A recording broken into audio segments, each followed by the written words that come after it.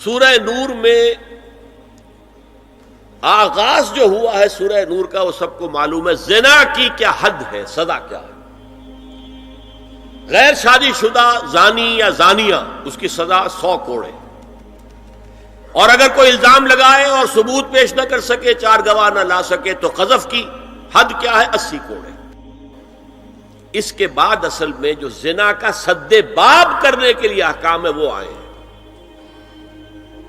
چنانچہ اس میں سب سے پہلے کیا ہوا، استیزان کا حکم بڑی تفصیل کے ساتھ آیا، بہت تفصیل کے ساتھ آیا. یا ایھا الذین آمنوا لا تدخلوا بیوتا غیر بیوتکم حتی تستأنسوا وتسلموا علی اہلها ذالکم خیر لکم لعلکم تذکرون. اہل ایمان ہرگز مت داخل ہو اپنے گھروں کے علاوہ کسی اور گھر میں جب تک کہ تم ان کے ساتھ مانوس نہ ہو جاؤ، اذن نہ لے لو، ان پر سلام نہ کرو، یہی تمہارے لیے خیر بہتر ہے. اس کے بعد تفصیل آئی ہے، اس میں میں اس وقت نہیں جا رہا ہوں. اور جو لوگ اس پر عمل نہیں کرتے ان کے بارے میں قرآن مجید کیا کچھ، حضور کیا کچھ فرما رہے ہیں یہ آپ سن لیجئے. بہت سخت احکام ہے. عن ابی ہریرہ رضی اللہ عنہ ان رسول اللہ صلی اللہ علیہ وسلم قال لو ان امرا اطلع علیک بغیر اذن فخذفته بحشاة ففقعت عینہ ما کان علیک من جناح. متفق علیہ، بخاری اور مسلم دونوں کی ہے. اگر کوئی شخص تمہارے گھر میں بغیر اجازت کے داخل ہو جائے اور تم اس کی سزا کے طور پر اس پر کنکریاں پھینکو اور اس کی آنکھ پھوٹ جائے کنکری سے، تو تم پر کوئی گناہ نہیں. بغیر اجازت کے گھر میں آ گیا ہے، بغیر اذن کے، بغیر استئذان کے کنکریاں مارو اور کنکری سے آنکھ پھوٹ جائے، فما کان علیک من جناح، کوئی حرج نہیں. اسی طرح آیا ہے من اطلع دار قوم بغیر اذنہم ففقعوا عینہ فقد حضرت عینہ. یہ ابو داؤد کی روایت ہے. جو شخص بغیر اذن لیے کسی کے گھر میں داخل ہوا ہے اور اگر اس نے اس کی آنکھ پھوڑ دی تو اس کے اوپر کوئی ہرجانہ نہیں ہے، کوئی اس کی دیت نہیں، کوئی ہرجانہ نہیں. اجازت لینے کے ضمن میں کیا ہے، حضور نے طریقہ بتایا. 3 مرتبہ پکارنے کی حد مقرر کر دی، فرمایا اگر تیسری مرتبہ پکارنے پر بھی جواب نہ آئے تو واپس ہو جاؤ. قرآن میں بھی ہے اذا قیل لکم ارجعوا فارجعوا، اگر تم وہ کہتے چلے جاؤ، ملاقات نہیں ہو سکتی، چلے جاؤ. ہاں اگر آپ ٹائم لے کر آئے ہیں تب بات دوسری ہے، پھر تو اس کو ملنا ہے. لیکن آپ ایسے ہی پہنچ گئے ہیں، پتہ نہیں وہ اپنی کس مصروفیت میں ہے، آپ کا حق نہیں ہے کہ وہ آپ کو ریسیو کرے اور آپ سے بات کرے. اذا قیل لکم ارجعوا فارجعوا. اور برا نہ مانو کہ میرا یہ معاملہ کیا، میں آیا تھا اور مجھے جو ہے مجھ سے ملاقات نہیں کی، نہیں. اور اس سلسلے میں ایک بڑا دلچسپ واقعہ ہے. ایک مرتبہ آپ حضرت سعد ابن عبادہ کے ہاں گئے اور السلام علیکم ورحمۃ اللہ کہہ کر 2 دفعہ اجازت طلب کی، مگر اندر سے جواب نہ آیا. تیسری مرتبہ جواب نہ ملنے پر آپ واپس ہو گئے. حضرت سعد اندر سے دوڑ کر آئے اور عرض کیا یا رسول اللہ میں آپ کی آواز سن رہا تھا، مگر میرا جی چاہتا تھا کہ آپ کی زبان مبارک سے میرے لیے جتنی بار بھی سلام و رحمت کی دعا نکل جائے اچھا ہے. تیسری مرتبہ بھی آپ کہیں. پھر دوڑ کر آئے اور لپٹ گئے حضور سے صلی اللہ علیہ وسلم. یہ ہے استئذان کا معاملہ. اب آ رہی ہے اصل آیت. قل للمؤمنین یغضوا من ابصارہم ویحفظوا فروجہم ذالک ازکی لہم ان اللہ خبیر ما یصنعون.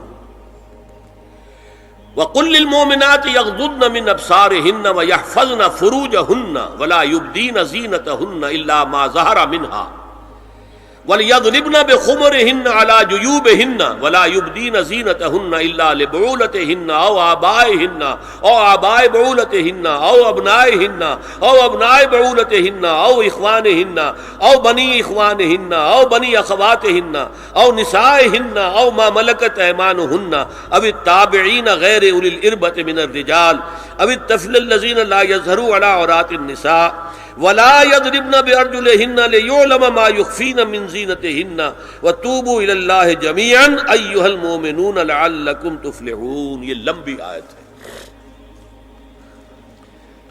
اہل ایمان، اے نبی کہہ دیجئے اہل ایمان مردوں سے اپنی نگاہیں نیچی رکھا کریں. اور اپنی شرمگاہوں کی حفاظت کریں، یہی ان کے لیے زیادہ پاکیزہ عمل ہے۔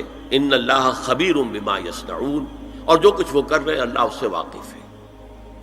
وَقُلْ لِلْمُؤْمِنَاتِ يَغْضُضْنَ مِنْ أَبْصَارِهِنَّ، اور مومن عورتوں سے بھی کہہ دیجئے کہ وہ اپنی نگاہیں جو ہیں نیچی رکھا کریں، وَيَحْفَظْنَ فُرُوجَهُنَّ، اپنی شرمگاہوں کی حفاظت کریں، وَلَا يُبْدِينَ زِينَتَهُنَّ إِلَّا مَا ظَهَرَ مِنْهَا، اور اپنی زینت کو ظاہر نہ کیا کریں سوائے اس کے کہ جو بالکل ظاہر ہو جائے، از خود ظاہر ہو۔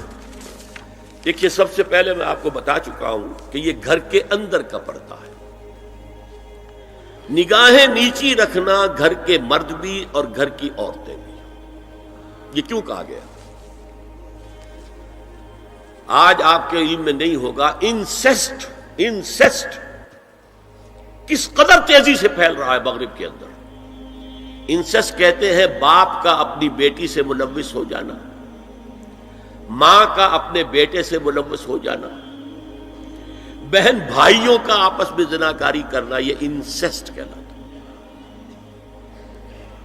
اس وقت امریکہ میں سب سے زیادہ جو پریکٹس ہے وہ سائیکیٹرسٹ کی ہے، بڑی فیسیں ہیں، بڑی دوائیں ہیں، جو فارماسیوٹیکل انڈسٹری ہے اس میں بھی سب سے زیادہ فلرشنگ وہ دوائیں ہیں کہ جو ذہنی امراض کی ہیں۔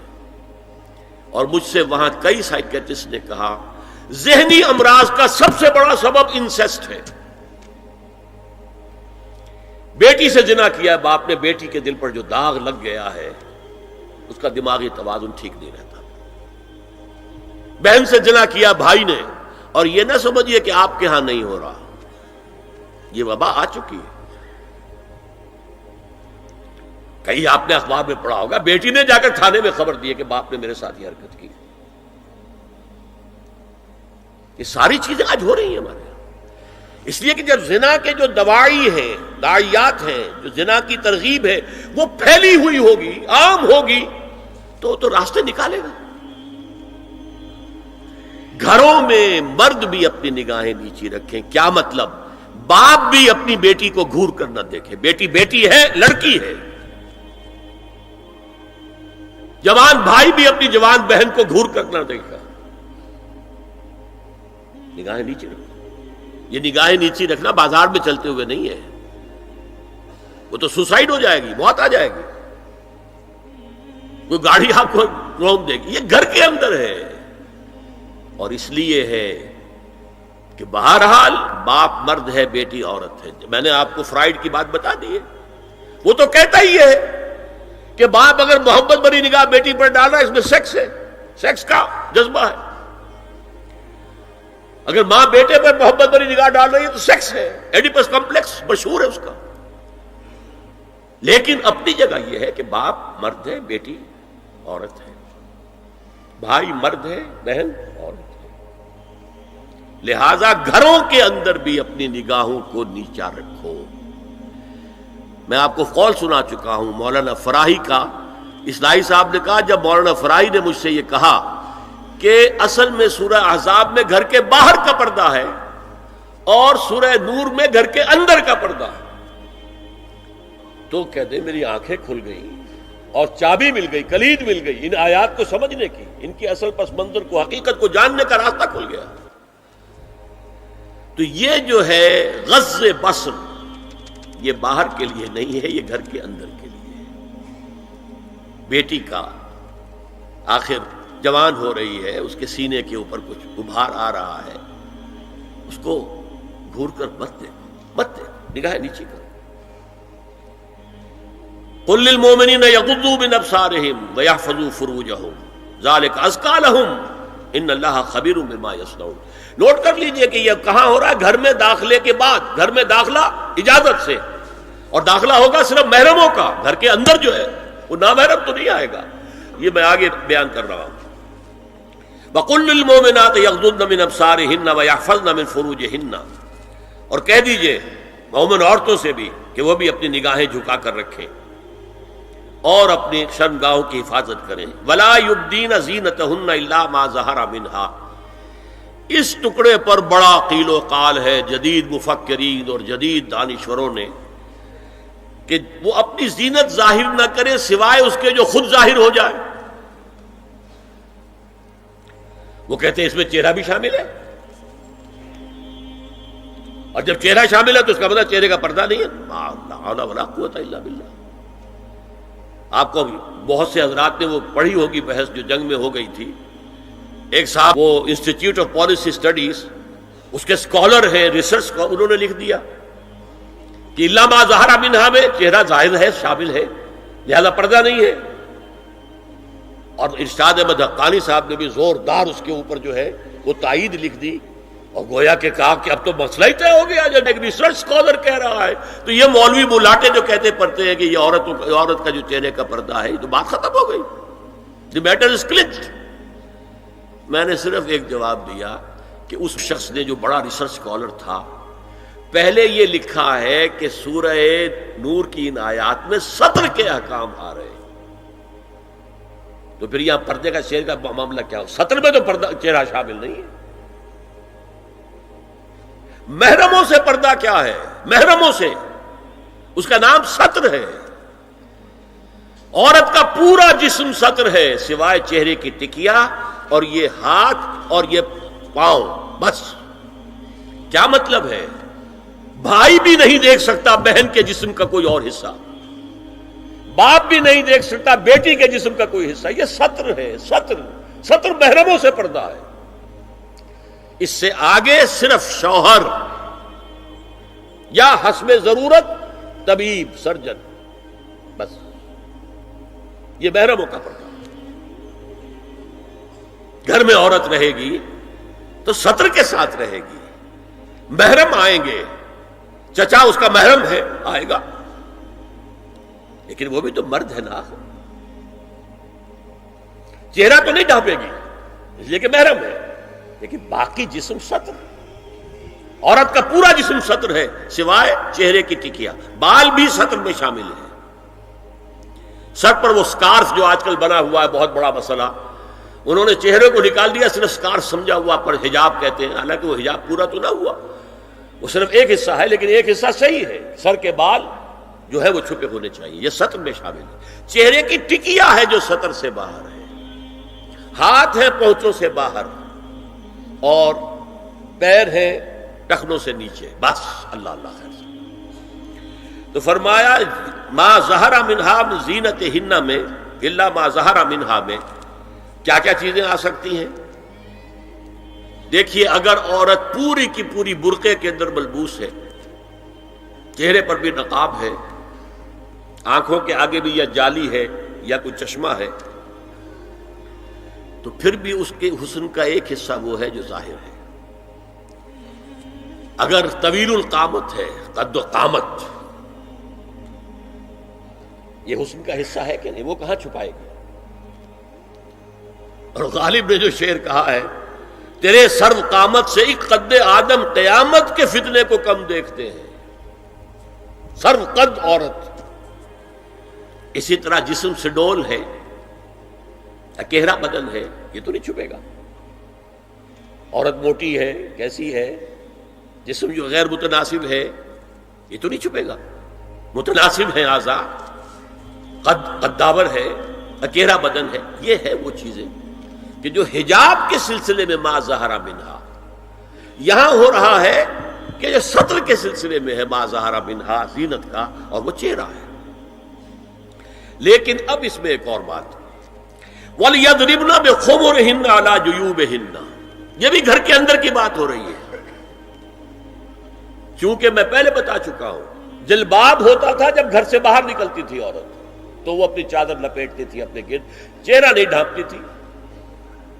صرف چہرے کا حکم دیا گیا اس کے ضمن میں. وہ سورہ احزاب کی آیت ہے، وہ رہ گئی، میں بیان کروں گا. اور خمار اوڑھنی ہوتی تھی جو گھر میں اوڑھتی تھی. گھر میں ظاہر بات ہے کہ جلباب تو نہیں لیا جا سکتا، آخر گھر کا کام کاج کرنا ہے. ہلکی سی اوڑھنی تو وہ گھر میں. لیکن فرمایا وَلْيَضْرِبْنَ بِخُمُرِهِنَّ عَلَى جُيُوبِهِنَّ، اور انہیں چاہیے کہ اپنی اوڑھیوں کے، بکل اوڑھنیوں کے اپنے سینوں کے اوپر، گریبانوں کے اوپر بھی مار لیا کریں، تاکہ یہ سینے کے جو ابھار ہیں ان کو ایک ایڈیشنل کور مل جائے. دیکھیے سطر کا تقاضے کیا گن لیجئے. لباس نبیذ ہونا چاہیے، باریک نہیں. حضور نے فرمایا اللہ کی لعنت ہو ان پر جو لباس پہن کے بھی ننگی ہوتی ہے. باریک اتنا لباس ہے یا چست اتنا لباس ہے؟ ڈھیلا ڈھالا ہونا چاہیے، نبیذ ہونا چاہیے. لباس کے اندر یہ دو حصے جو ہیں وہ لازم ہیں. اور پھر سینے پر، اب ظاہر بات ہے کرتا پہنا ہوا ہے، ڈھیلا ڈھالا ہے، پھر بھی یہ سینے کے ابھار تو ظاہر ہو جائیں گے. ان پر ایک اضافی اوڑھنی سر پر سے لے کر اور اپنے اس گریبان کے اوپر بکل مار لینا، تاکہ یہ جو نسوانی حسن کا دوسرا مظہر ہے. پہلا چہرہ سب سے بڑا چہرہ. اب جو لوگ کہتے چہرے کا پردہ نہیں ہے تو خدا کے بندو پھر پردے کی ضرورت کیا ہے؟ نسوانی حسن اگر اس میں اٹریکشن ہے وہ کہاں ہوتا ہے سب سے بڑھ کر؟ مظہر اول کون سا ہے نسوانی حسن کا؟ چہرہ ہی تو ہے. اب میں ذرا شرم کے ساتھ کہہ رہا ہوں لیکن یہ اپنی شاعری کے کچھ الفاظ آپ کو سنا رہا ہوں.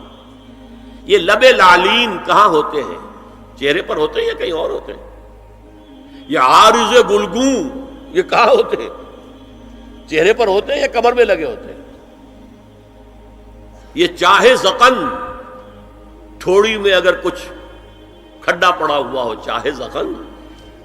یہ تعریفیں جو شاعری میں ہوتی ہیں یہ کہاں ہوتا؟ یہ مژگاں کے تیر یہ کہاں ہوتے ہیں؟ یہ نرگسی آنکھیں یہ کہاں ہوتی ہیں؟ اور ستواں ناک یہ کہاں ہوتی ہے؟ چہرہ ہی تو ہے. سب سے بڑی اٹریکشن تو چہرہ. اسی کو نہ چھپایا تو پھر اور کیا چھپایا؟ ہاں دوسری چیز، چھاتی کے ابھار بہت اٹریکٹیو ہوتے ہیں انسان کے لیے. اس کے لیے یہ ہے کہ وَلْيَضْرِبْنَ بِخُمُرِهِنَّ عَلَى جُيُوبِهِنَّ.